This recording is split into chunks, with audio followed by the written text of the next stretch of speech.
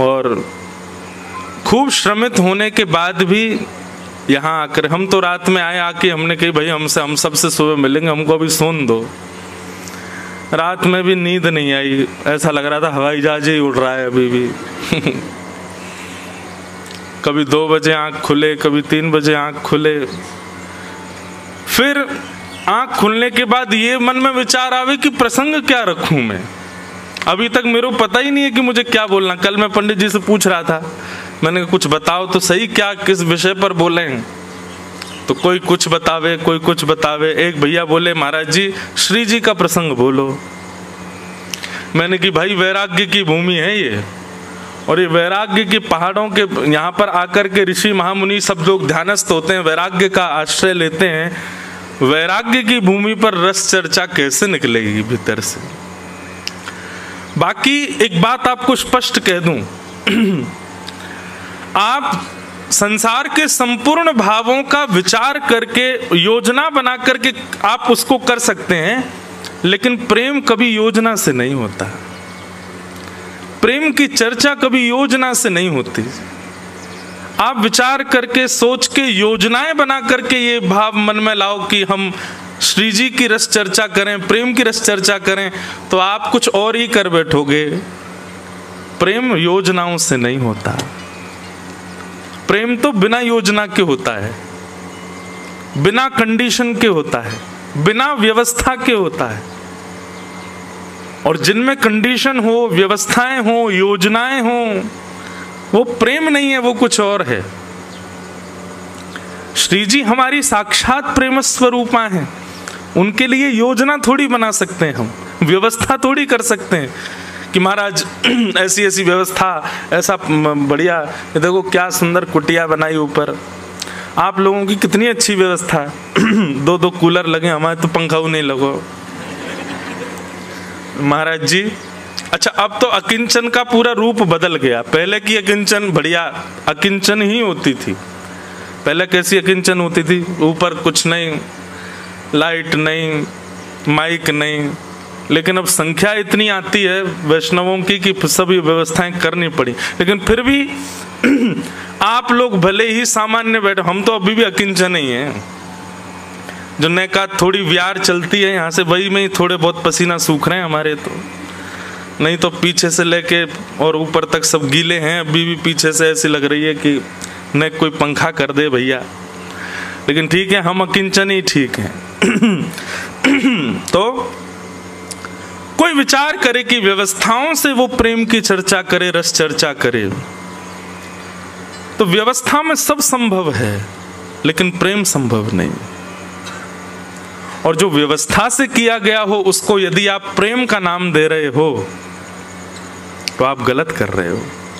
श्री जी का भाव, श्री जी का रस, हमसे कोई भी कहता है ना कि हमारे श्री जी का कुछ विषय सुनाओ, मैंने कहा भाई पहले से मत बोलो, मंच पर बैठ करके यदि अपने आप प्रकट हो गया तो श्रवण कर लेना।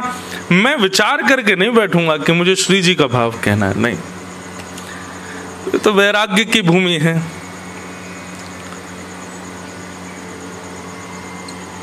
गंगा जी वैराग्य का स्वरूप है, यमुना जी भक्ति का स्वरूप है, और सरस्वती ज्ञान का स्वरूप है।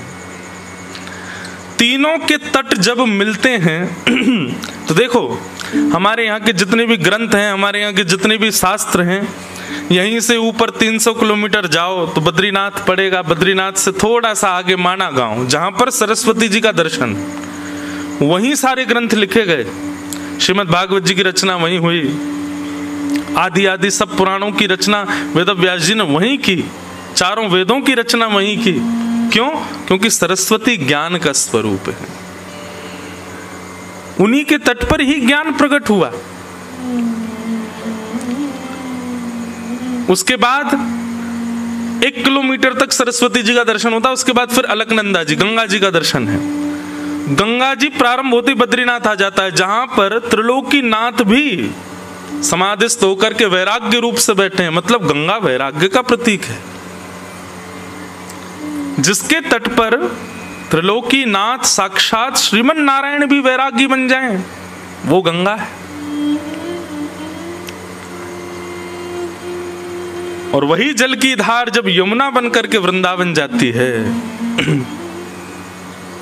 तो वरहा पीड़म नटवर वपुः कर्णयो कर्णकारम विभ्रदवासः कनक कपिसं वैजयन्तीं च मालां रंध्रान वेणु वधर सुधया पूरयन गोप वृंदैः वृंदारण्यम स्वपदरमणम प्राविशद गीत कीर्ति।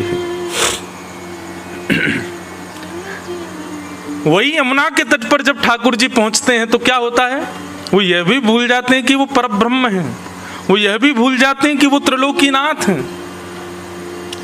ताही अहीर की छोहरिया छचिया बरी छाछ पे नाच नचायो। जिस त्रिलोकीनाथ के सामने संपूर्ण वैभव अर्पित कर दिया जाए तो भी कम है, उस त्रिलोकीनाथ के आगे अपने हाथ में नेक्सो सो मक्खन लेके गोपी करिए लाला खावे को। ठाकुर जी के हाँ खाऊंगो। नेक्से से मक्खन के काजी गोपी लोभ दे करके कह रही है यदि खानो चावे लाला तो नेक ठुमुक ठुमुक करके नृत्य करके दिखा। सो नेक्से से मक्खन के लोभ में त्रिलोकीनाथ अपनी प्रभुता भूल करके नृत्य करने लग जाते हैं। वो यमुना का तट है। धन्यम वृंदावनम तेन भक्तिर नृत्यति यत्र च। लेकिन एक बात बताऊं, हम जिस भूमि पर बैठे हैं, जिस स्थान पर बैठे हैं, यहां देखा जाए तो तीनों हैं। उत्तराखंड की भूमि है, इस नाते से सरस्वती जी का जन्म स्थान है, तो सरस्वती जी भी यहां है। पीछे गंगा जी नहीं है, कौन सी नदी है ये पीछे जो वेद वेल, मछली वाली वेल अच्छा, ये सब भी जो है ना, ये गंगा जी की पूरक नदियां, ये सब उन्हीं के ही, उनको पूर्ण कर रही हैं। तो इनको गंगा जी से कम मत समझना, पर इस नाते से कूद मत जाना, दर्शन करना, आचमन करना, प्रणाम करना। तो एक प्रकार से देखा जाए तो हम उत्तराखंड में तो सरस्वती जी की जन्मभूमि, दूसरे प्रकार से हम ऋषिकेश में, भले यहां से दूर हैं गंगा जी, तो गंगा जी के तट पर भी हो गए, तो सरस्वती जी की भूमि पर, गंगा जी के तट पर, और क्योंकि स्थान का नाम वृंदावन है तो श्री यमुना जी भी हो गए। तो ज्ञान, वैराग्य और भक्ति तीनों का समागम होगा।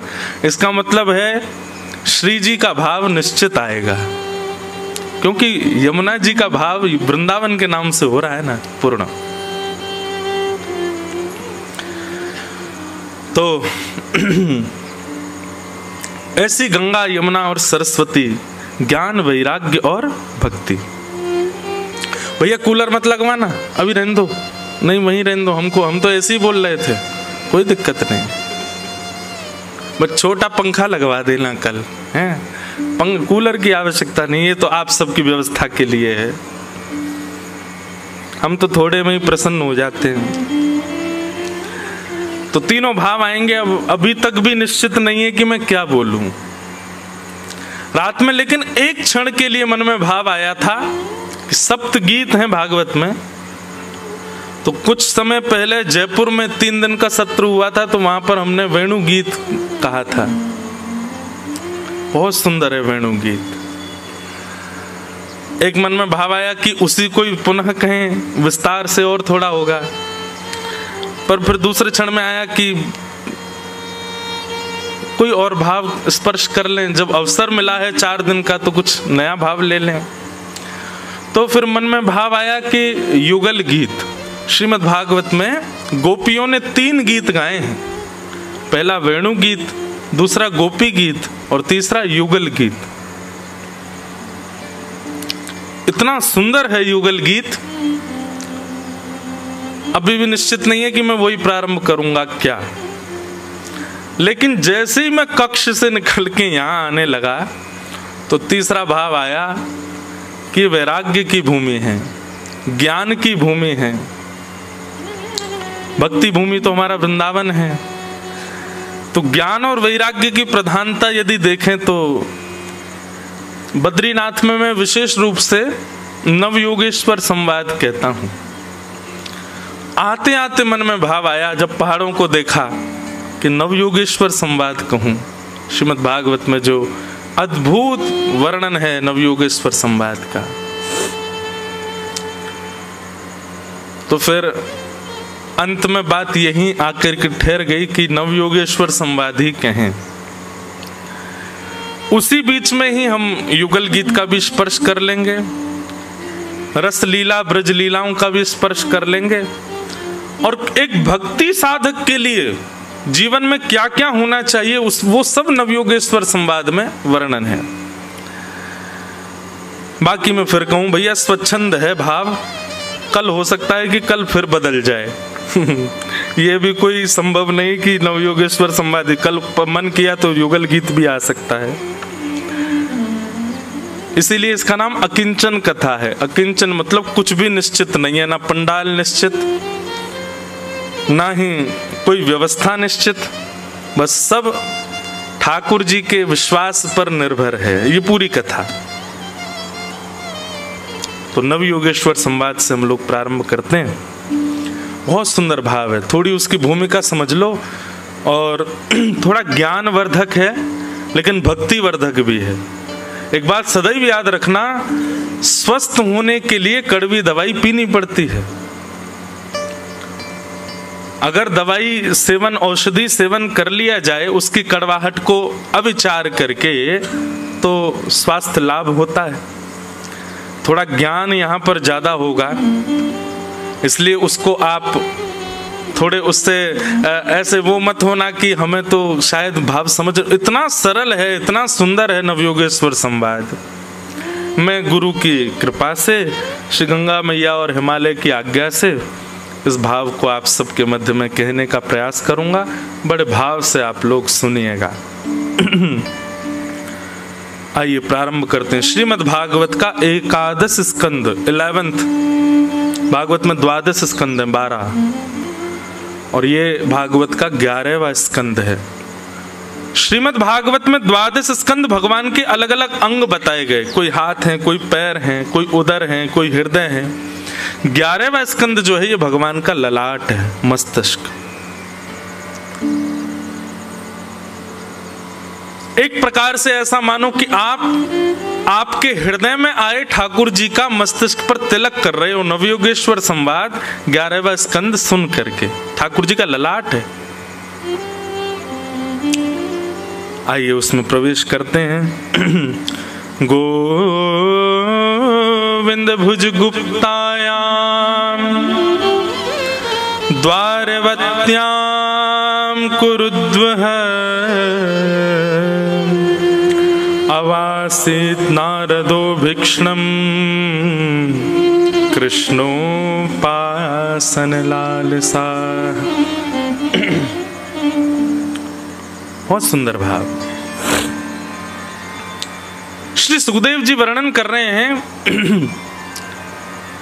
श्री गोविंद की भुजाओं में सुरक्षित द्वारिका में, गोविंद भुज गुप्तायाम द्वारवत्याम कुरुद्वः, ठाकुर जी की भुजाओं में सुरक्षित द्वारिका में अवासीत नारदो भिक्षणम कृष्णोपासन लालसा। लगभग शायद बद्रीनाथ में लास्ट कथा कब हुई थी?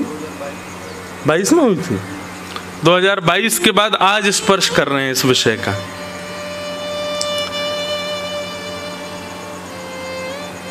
ठाकुर जी की भुजाओं में सुरक्षित द्वारिका में नारद आदि जैसे संत विचरण करते हैं। बोले किस भाव से विचरण कर रहे हैं? तो अंतिम शब्द जो है बहुत सुंदर है, कृष्णोपासन लालसा।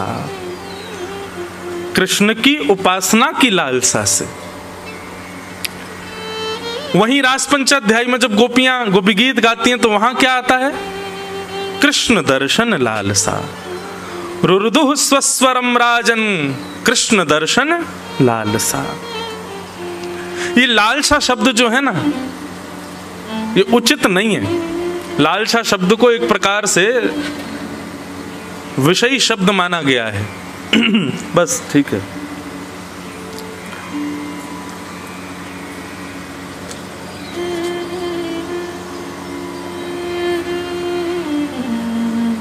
लालसा, कृष्णोपासन लालसा। लेकिन मैं एक बात कथा में कहा करता हूं, जितने भी विकार हैं संसार में और मानव के अंदर, काम, क्रोध, लोभ, मोह, लालसा, ईर्ष्या, द्वेष, अभिनिवेश, अहंता, ममता, जो कुछ भी है, वो सब यदि ठाकुर जी के प्रति पधरा दिए जाएं तो वो सब भी भक्ति बन जाते हैं। किसी व्यक्ति के अंदर यदि क्रोध है और यदि वो क्रोध संसार के किसी व्यक्ति से ना होकर के ठाकुर जी के प्रति यदि हो जाए, जैसे कभी कभी ऐसा क्रोध आता है, ठाकुर जी हम पूतना से तो बढ़िया ही हैं, इतने बुरे तो नहीं है जितनी बुरी पूतना थी, आपको विष दे करके मारने आई थी, भैया हेलीकॉप्टर बंदी करे यार।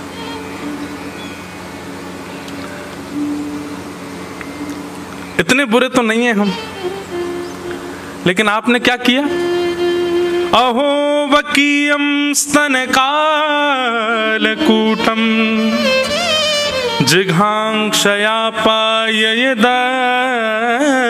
साध्वी लेभे गतिम धातृचिताम ततोन्यम कंबा दयालुम शरणम ब्रजेम।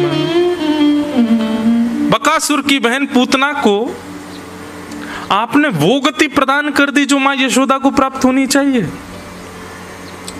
मतलब आप मुझे मारने आए, आपने मुझे मारा और मैंने क्या किया? मेरे पिता की जो पदवी है, मेरे पिता का जो स्थान है, वहां पे मैंने आपको बैठा दिया। ऐसा कोई करता है क्या? ठाकुर जी ने यही किया, पूतना मारने आई और पूतना को मातृगति प्रदान कर दी। जब आप पूतना पे इतना अनुग्रह कर सकते तो हम पूतना से तो बढ़िया हैं, इतने बुरे तो नहीं है नाथ।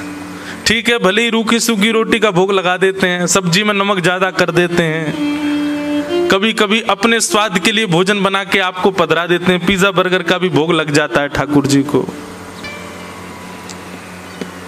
एक बात बताएं, हमारे सेवा प्रणाली में जिस पदार्थ का स्वरूप सुंदर नहीं है उसका भी भोग निषेध है ठाकुर जी को।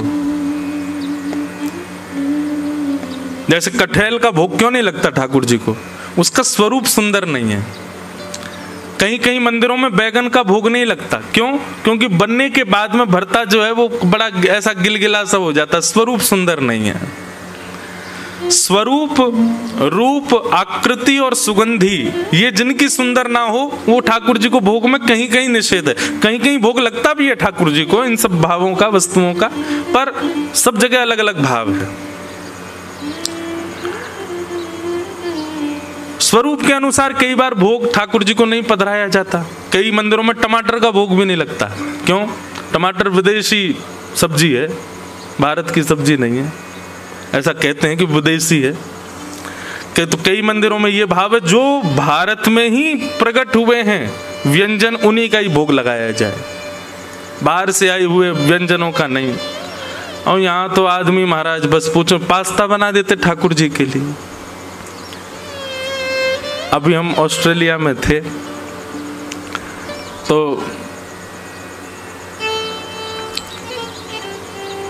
एकादशी के दिन व्रत वाला पास्ता ठाकुर जी को वहां बनाया। महाराज जी व्रत वाला है। मैंने काय का है? कूटू का है क्या? कूटू का पास्ता। अब ये पता है क्या है? तो जो लोग करते हैं उनको कोई ऐसा नहीं कि उनकी मैं निंदा कर रहा हूं, वो बुरा भी नहीं माने। कलयुग है भाई, इतना कर रहे हो यही बहुत है। भगवान नहीं करे कभी। आजकल वो भी एक नाम चलता है ना, कबाब, बोलने में ही विचित्र लगता है, उसमें भी वेज जोड़ देते हैं लोग आगे। वो समय दूर नहीं, आगामी 10-15 साल बाद वो भी बनेगा एकादशी वाला कबाब। वेज बिरयानी, चावल कोई थोड़ा बहुत कर देते हैं, उसका नाम बदल दिया। हे नाथ, ठाकुर जी कभी कभी सोचते तो होंगे भाई तू काय को कर रहा है एकादशी, वो जरूरी थोड़े ही। ऐसा तो नहीं कि तेरे करने से ही मैं प्रकट होऊंगा, मत करे, इससे बढ़िया तो खा, बढ़िया प्रेम से रोटी खा ले, काय को बना रहा है भाई एकादशी वाला सब सामान। व्यक्ति अपने स्वाद के लिए ठाकुर जी का भोग लगा देता है, कई बार उसको प्रिय लगता है इसलिए ठाकुर जी को भोग लग जाता है। और महाराज हम कहाँ गए, जहां हम बैठे हैं महादेव की भूमि, इनके नाम पे तो महाराज क्या क्या करते हैं लोग। बुरा नहीं मानिएगा, और मान जाओ तो कोई बात नहीं, पर महादेव के नाम पर जो लोग ये बात कहते हैं, ऐसा ये कुछ भी नशा की वस्तु कर लेते हैं, फिर कहते हैं महादेव का प्रसाद है। ये तो महादेव का प्रसाद तो विष भी है, और ये तो साक्षात नीलकंठ है, वो भी तो प्रसाद है, ले लो उसको भी प्रसाद के रूप में। क्यों हम लोग देवताओं का नाम आश्रय लेकर के और अपने स्वाद के लिए, अपनी इच्छाओं के लिए, अपने व्यसन के लिए हम देवताओं का नाम लेकर के क्रियाओं को कर देते हैं। मैं तो कहता हूं किसी दिन महादेव प्रकट हो गए ना, त्रिशूल से इतना मारेंगे उन लोगों को ढूंढ ढूंढ के जो जो इस प्रकार की क्रिया करते हैं उनके नाम से। ऐसा नहीं करो। मैं देखता हूं इतनी दूर दूर से लोग चल करके आते हैं, कावड़ यात्रा वाले, आजकल जो चल रही है क्या भोला, मैं भोले, एक व्यक्ति दौड़ेगा जल लेकर के, फिर दूसरा उससे लेके दौड़ेगा आगे। पर ऐसे सब तो बहुत अच्छे, ऐसा नहीं है, पर कई लोग उनमें ऐसा उपद्रव कर देते हैं ठाकुर जी के नाम पर, महादेव के नाम पर, फिर गलत सलत कुछ खाते पीते हैं और दिख जाते हैं जब, बहुत पीड़ा होती है। ऐसा नहीं करो, इससे बढ़िया तो घर बैठे रहो। आपको पता है व्यसन आप स्वच्छंद कर लो, वैसे तो करना ही नहीं चाहिए, लेकिन भाई फिर भी व्यसन कोई स्वच्छंद कर रहा हो उसको पाप तो लगता है, पर जो ठाकुर जी के नाम पे व्यसन करता है उसको तो महापाप लगता है। व्यसन करना ही वैसे ही कर लो, इनका नाम आश्रय क्यों ले रहे हो? ये सब नहीं। तो भगवान के भोग में द्वारिका में तो एक मुझे नई बात पता चली। द्वारिका के हम तो सेवक लोग हैं ना, तो पूछते रहते हैं सेवा कैसे हो रही है, यहाँ पे प्रसाद का रूप क्या है, क्या है, सब जगह का अलग अलग भाव है। तो द्वारिका में तो ऐसा सुनने में आया, वहाँ की रसोई में हम मैया से पूछ रहे, मैंने मैया ठाकुर जी को भोग में कैसी वस्तु पधराते हैं? उन्होंने इतना सुंदर एक शब्द में उत्तर दिया, बोले जिस व्यंजन को पाने के बाद जब आपको उसकी बब सामे, उसकी डकार आवे, उसमें सुगंधी ना हो, उसमें कोई स्वाद ना हो, ऐसी वस्तु ठाकुर जी को भोग में पधराई जाती है, जिसके पाने के बाद में उसका स्वाद जो है वो केवल हवा मात्र रहे, उसमें कोई सुगंधी या कोई स्वाद ना उत्पन्न होता हो, ऐसे व्यंजन ठाकुर जी को पधराए जाते हैं। नई बात, उनमें तो बहुत सारी चीजों का निषेध हो जाता, मूली का निषेध हो गया, गाजर का निषेध हो गया। तो बड़ी बड़ी प्रणाली हमारे वैष्णवों ने करी हैं, उसके अनुसार, संप्रदाय अनुसार, अपने भावानुसार उनका पालन किया जाता है। कृष्णोपासन लालसा। द्वारिका में नारद आदि संत क्यों विचरण करते हैं? बोले कृष्ण की उपासना की लालसा से। तो हमारे जितने भी अवगुण हैं वो अवगुण ही भक्ति बन जाएंगे यदि उसमें ठाकुर जी का भाव विद्यमान हो जाए। क्रोध है, यदि वो संसार मनाओगे ठाकुर जी से हो जा, नाथ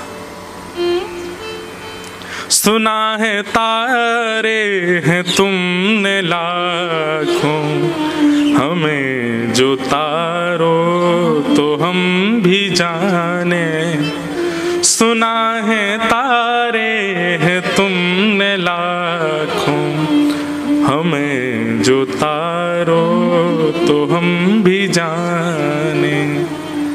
अब ये एक सूक्ष्म क्रोध है ठाकुर जी से, आपने इतने तार दिए नाथ, हमने क्या बिगाड़ा आपका? आप जैसे कहते हैं वैसे रहता हूं, जैसा आपका शास्त्रों में वर्णन है वैसे रहने का प्रयास करता हूं, सच बोलता हूं, झूठ से दूर रहता हूं, सब कुछ व्यवस्थित करके चलता हूं। अच्छा बंधु, एक प्रश्न आता है मन में, बहुत ध्यान से सुनना। हमको भी 1 महीना बाद माइक मिला है ना, आज हम 1 महीना से सबसे ज्यादा याद आई मुझे व्यासपीठ की।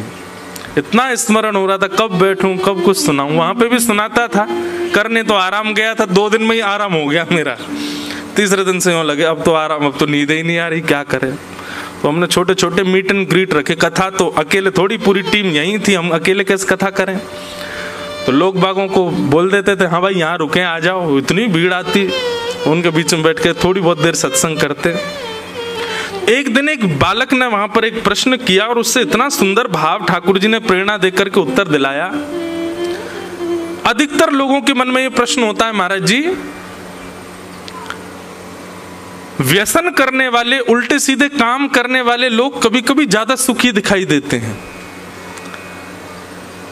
भक्ति पथ पर चलने वाले, यम नियम आसन प्रत्याहार ध्यान धारणा समाधि का पालन करने वाले, जप करने वाले, बिना प्याज लहसुन का प्रसाद पाने वाले, रात्रि जल्दी सो जाने वाले, सत्य का आचरण करने वाले लोग कभी कभी दुखी दिखते हैं।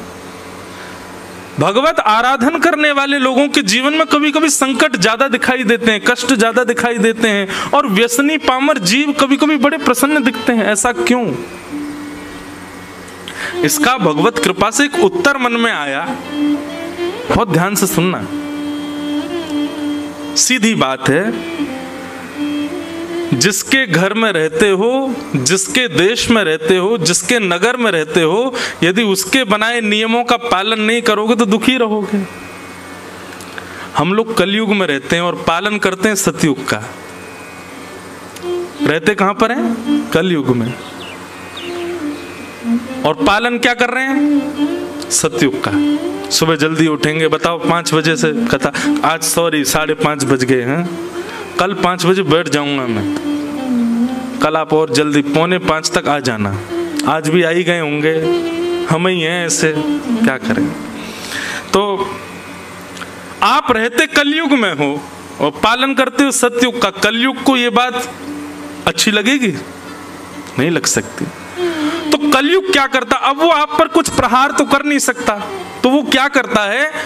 कलयुग का पालन करने वाले लोगों को सुंदर बना करके, सुखी बना करके आपको दिखाता है। कलयुग देख, मांस खाने वाला, मदिरा पीने वाला, उल्टे सीधे काम करने, देख कितना सुखी घूम रहा है, और तू देख राम राम जपता है फिर भी कितना दुखी है। आपके मन में संशय प्रकट होता है, और ये संशय कौन प्रकट करवाता है? कलयुग ही करवाता है, क्योंकि वो आपको छेड़ नहीं सकता, आपसे कुछ कह नहीं सकता, इसलिए वो उन लोगों को सुखी दिखाता है। वो है नहीं सुखी, महादुखी है वो लोग, पर आपको ऐसा दिखवाता है कि देखो मेरे नियमों का पालन करने वाले कितने सुखी, और तुम सबरे सतयुग त्रेता द्वापर का पालन करते हो कितने दुखी हो। और इसी प्रभाव में आकर के कई लोग नाम जप छोड़ देते हैं, कई लोग भक्ति पथ छोड़ देते हैं, कई लोग कथा साधन छोड़ देते हैं। क्यों? वो ज्यादा सुखी हैं। हम भी करके देख लें तो क्या बुराई। लेकिन भैया विचलित मत हो, कलयुग आपको कितना भी प्रभाव दिखावे, आप अपने पथ का त्याग मत करो, आप अपनी निष्ठा का त्याग मत करो, आप अपने नियम का त्याग मत करो, लगे रहो बस अपने क्रम पर। तो ये अवगुण जो हैं ये कलयुग के रूप में, पर यही अवगुण यदि ठाकुर जी के प्रति प्रस्तुत कर दिए जाएं तो यही गुण बन जाएंगे। क्रोध ठाकुर जी से हो, नाथ सूरदास जी पर आपने कृपा की, भक्तिमती मीराबाई पे आपने कृपा की, इतने सब वैष्णवों पे आपने कृपा की, हम इस योग्य तो नहीं पर हम पे थोड़ी तो करो नाथ। क्रोध, लोभ, लोभ कैसा हो ठाकुर जी के प्रति? यदि पता चल जाए कि वो इतना नाम जप करते हैं तो लोभ जगे, मैं उनसे ज्यादा करूंगा, ये लोभ अब संसार में है तो फिर विषय बन जाता है। ठाकुर जी की भक्ति में आ जाए तो यही प्रेम लक्षणा भक्ति बन जाता है। अब यहां पर जो शब्द प्रयोग किया गया लालसा, लालच, लालच अच्छा नहीं है, लालच बुरी, लेकिन यहां पर क्या कह रहे हैं? कृष्णोपासन लालसा।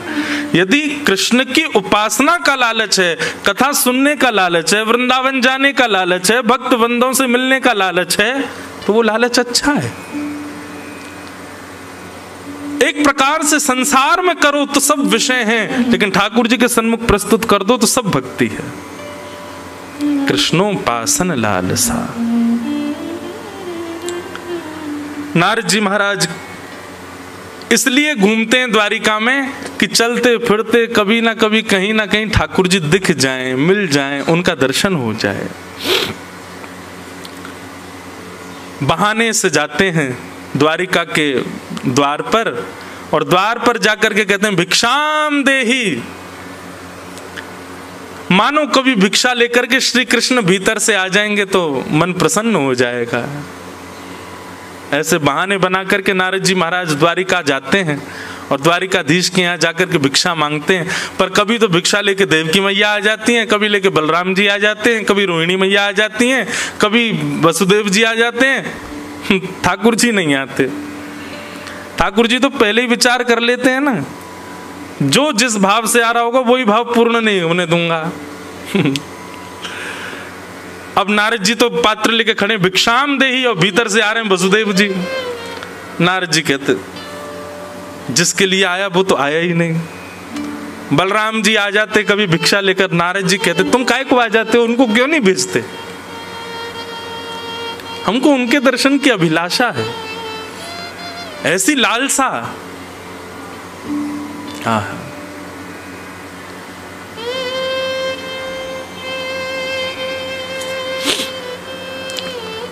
श्री नारद जी आज जब गए भिक्षा लेने के लिए तो वसुदेव जी आए, भगवान श्री कृष्ण के पूज्य पिताजी, और भिक्षा लेकर के जैसे ही आए, भिक्षा देकर के उन्होंने नारद जी के चरण पकड़ लिए। बोले हे नारद जी, मेरे मन में कुछ संशय हैं, कुछ प्रश्न हैं, कुछ भाव हैं, आप मेरे पास बैठो, मुझे आपसे पूछना है। और यहीं से नवयोगेश्वर संवाद प्रारंभ होता है। नारद जी बोले क्या संशय है आपका, बताओ। तो भगवान श्री कृष्ण के पूज्य पिताजी श्री वसुदेव जी कहते हैं नारद जी, पूरा विश्व जिनको प्राप्त करना चाहता है, पूरा विश्व जिनको भजता है, ऐसे परमात्मा श्री कृष्ण मेरे पुत्र हैं।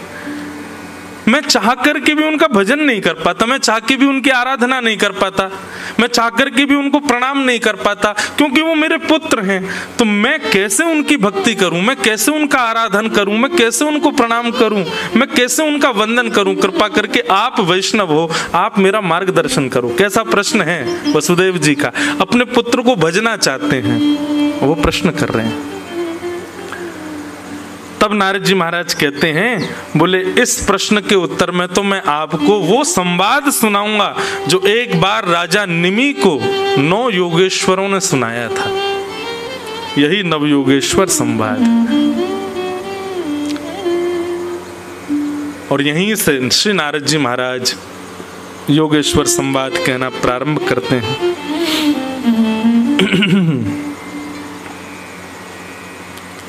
सबसे पहला प्रश्न क्या है, भागवत धर्म किसको कहते हैं, मतलब भक्ति पथ, इसी को भागवत धर्म कहते हैं। और इस भागवत धर्म का अनुसरण करने वाले लोगों के नियम क्या होते हैं, कृपा करके मुझको बताइए। और इस प्रश्न का जैसे ही उत्तर दिया, सबसे पहला उत्तर कौन दे रहे हैं, कवि नाम के योगेश्वर। कविर्वाच, बहुत ध्यान से सुनिएगा। प्रश्न क्या है पहला, कि भागवत धर्म क्या है। भागवत धर्म का मतलब क्या होता है, भगवत प्राप्ति का मार्ग क्या है, कृपा करके हमको बताओ। और यहां से कवि नाम के योगेश्वर, पहले योगेश्वर उत्तर दे रहे हैं। ये वही भगवता प्रोक्त उपाया आत्मलब्धये अंजः पुंसाम विदुषाम वृद्धि भागवतान हितान। अच्छा, एक बात मन में आती है, बहुत ध्यान से सुनना बंधुओं।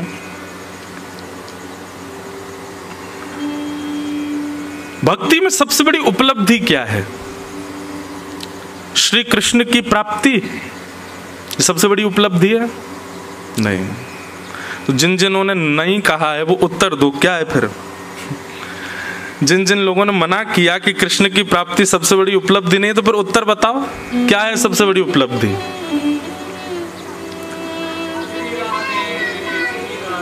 क्या कह रहे हैं? वाह भैया, बहुत अच्छी बात है। सबसे पहली बात, भक्ति में उपलब्धि की इच्छा ही नहीं होनी चाहिए, लेकिन फिर भी एक ठौर तो चाहिए, एक डेस्टिनेशन तो चाहिए, एक स्थिति तो चाहिए। वो क्या है? एक छोटे से उदाहरण से समझिएगा। जिन यदुवंशियों को साक्षात श्री कृष्ण प्राप्त हो गए, वही श्री कृष्ण यदुवंशियों का हाथ पकड़ करके सत्संग में बैठाते हैं। समझ में आई बात? श्री कृष्ण की प्राप्ति भक्ति में सबसे बड़ी उपलब्धि नहीं है, पर हाँ, इतने वैष्णव मिलकर के भगवत चर्चा कर रहे हैं, ये भक्ति की सबसे बड़ी उपलब्धि है।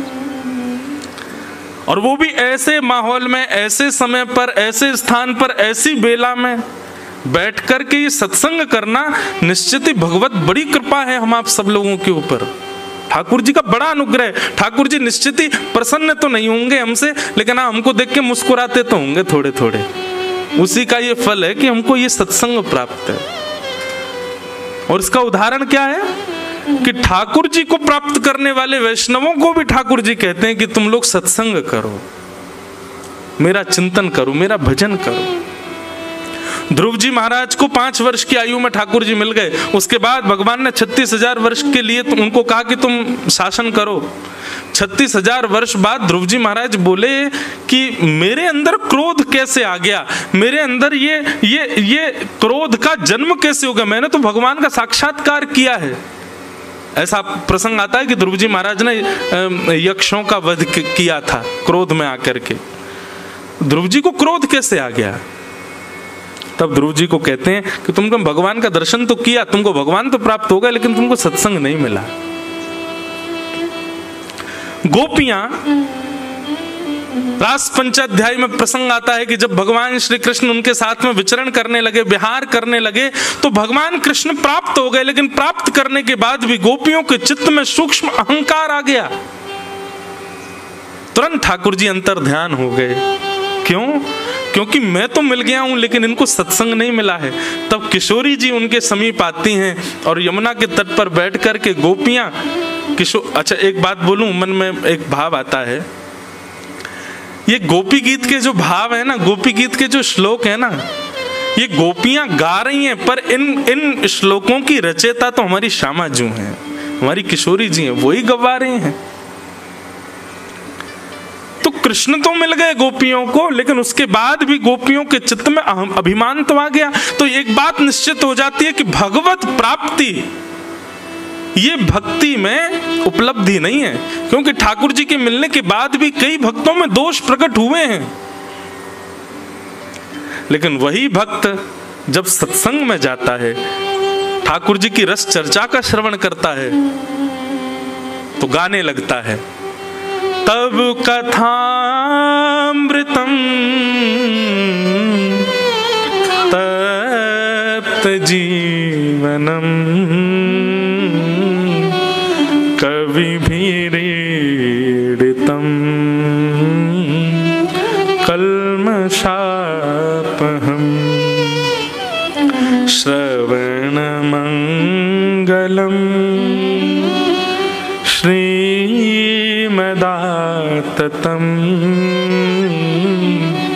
भुवि गृह्णन्ति ते भूरिदा जनाः।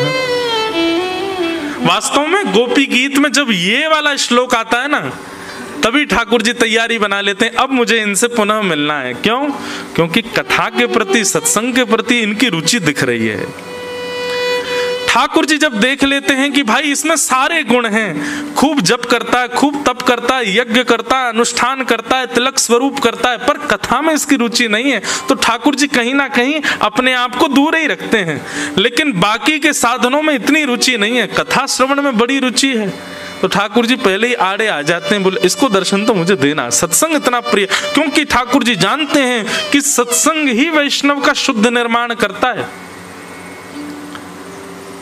गैर सत्संगी व्यक्ति कितने भी नियम साधन करता हो, उसके अंदर अपराध रहेगा ही रहेगा, लेकिन सत्संगी व्यक्ति अपराध विमुक्त हो जाता है। क्योंकि सत्संग बता देता है, बोध करा देता है क्या सही क्या गलत, क्या उचित क्या अनुचित।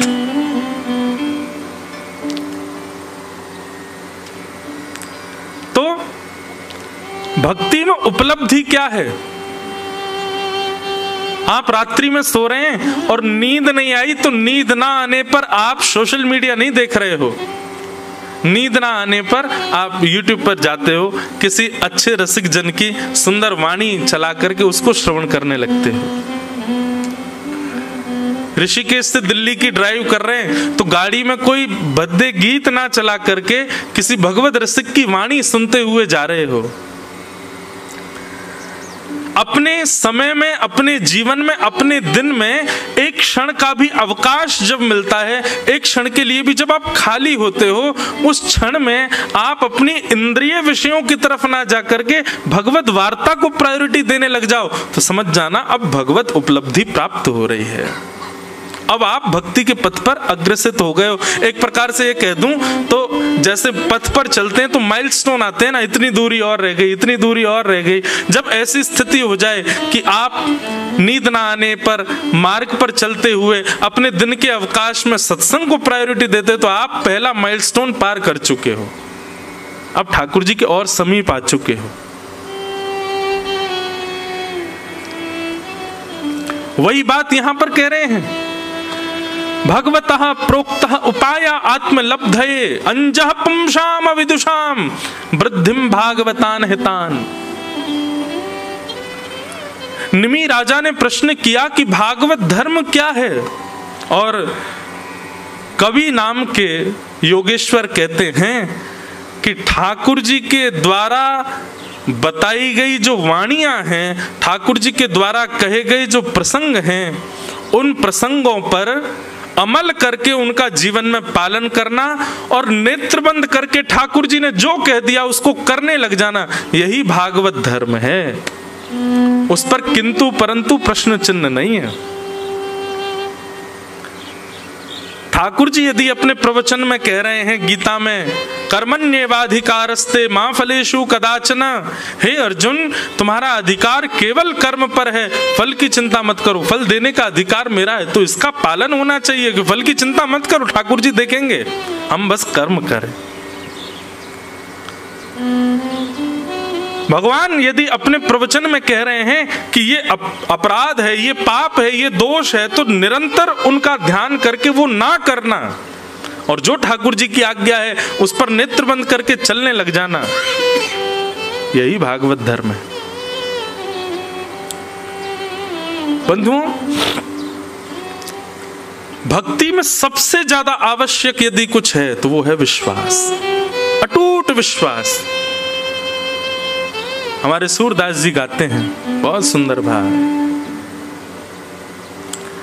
भरोसो दृढ़ इन चरणन केरो, भरोसो दृढ़ इन चरणन केरो, भरोसो दृढ़ इन चरणन केरो, भरोसो दृढ़ इन चरणन। भैया 4 दिन के लिए आप सब लोग ही हमारे कोरस वाले हो, दक्षिणा के रूप में 11-11 रुपए सबको दूंगा मैं, गाओ मेरे साथ, आप सब हमारे साथ कोरस करो, पीछे पीछे गाओ सुन करके। सूरदास जी की वाणी है, भरोसो दृढ़ इन चरणन केरो, भरोसो दृढ़ इन चरणन के,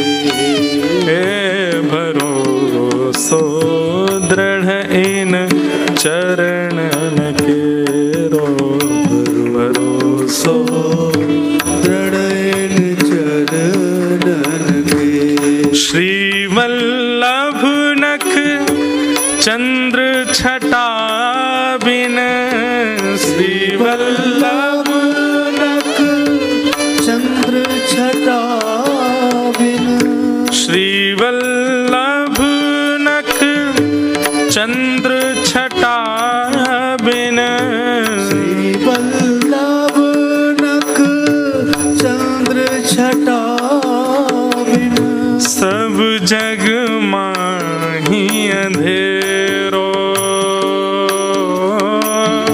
सब जग माही अंधेरो हाँ सब जग माही अंधेरो सब जग ठाकुर जी के प्रति भरोसा, अपने गुरुदेव के प्रति भरोसा यदि आपका नहीं है तो आप कितने भी नियम साधन कर लो, आपका कल्याण नहीं हो पाएगा। लेकिन आप नियम साधन में चूक करते हो, लेकिन ठाकुर जी की वाणी और गुरुदेव की वाणी पर पूर्ण भरोसा करते अमल कर देते हो, उसको अपने जीवन में उतार लेते हो, आपको कोई नहीं रोक सकता, कहीं आप गिर नहीं सकते। आपका निश्चित कल्याण होगा क्योंकि आपके भीतर भरोसा है।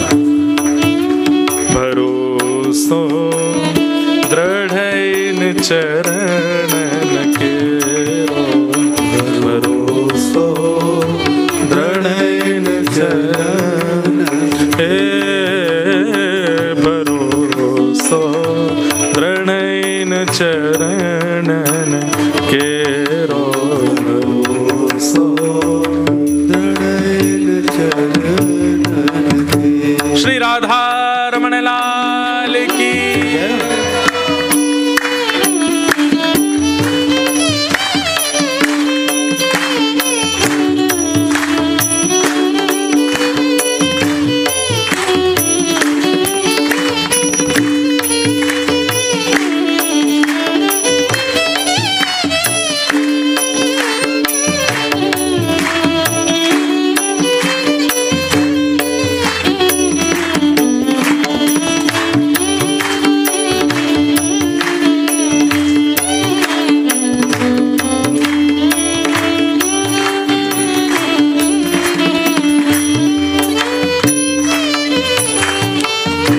साधन और नाहिया कली में साधन और नाहिया कली में साधन और नाहिया कली में साधन और नाहिया कली में जासो होत निवेरो जासो होत निवेरो। सूरदास जी कहते हैं इस कलयुग में और कोई साधन है ही नहीं आपके कल्याण का, केवल और केवल भरोसा ठाकुर जी की वाणी के प्रति, गुरुदेव की वाणी के प्रति। बस ये भरोसा जीवन में ले आओ और भली साधन आपसे ना बने, कल्याण हो जाएगा। सूरदास जी से किसी ने कह दिया, सूरदास जी मतलब हमारे जप तप अनुष्ठान नियम ये किसी काम के नहीं है, केवल भरोसा ठाकुर जी के प्रति, कोई प्रमाण है आपके पास? सूरदास जी कहते हैं सबसे बड़ा प्रमाण मैं हूं। क्यों? बोले आंख ही नहीं है मेरे पास तो सूर कहा कहे दुविध आंधरो, मेरे पास तो नेत्र ही नहीं है, मैं देख ही नहीं सकता, लेकिन फिर भी ठाकुर जी के अद्भुत रूप श्रृंगार का मैं दर्शन कर पाता हूँ। ठाकुर जी की लीला मुझे दिख जाती है। आज हरि देखे नंगम नंगा, मोतिन माल गले और साजे, छवि के उठत तरंगा, कैसे दिख जाते हैं? नेत्र तो है ही नहीं मेरे पास में। शोभित कर नवनीत लिए, घुटरुन चलत रैणु तन मंडित, गो रोचन तिलक किए, ये लीला मुझे कैसे दिख जाती है? मैं तो देख ही नहीं सकता। मैंने कोई जप नहीं किया, तप नहीं किया, साधन नहीं किया, केवल और केवल भगवत वाणी और गुरुदेव की वाणी पर अटूट भरोसा रखा, और उसी का ही ये परिणाम है। सूर कहा कहे